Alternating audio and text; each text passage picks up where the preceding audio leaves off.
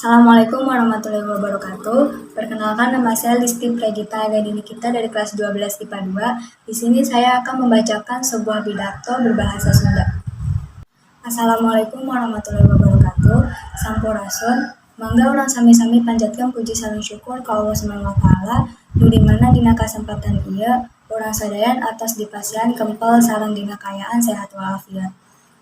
Bapak sareng Ibu Guru sareng rerencangan sakola sadaya anu dipika cinta, simkuring atas nami wakil murid kelas 12 seja ngadugikeun ka tinem.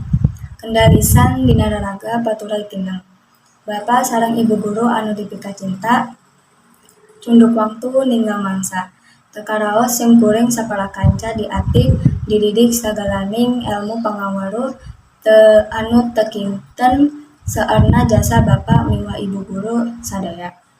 Simkuring nyadar yen salami 3 taun tos tinangtos seueur ngalakukan halal anu matak musingkeun sareng pikakeuheuleun.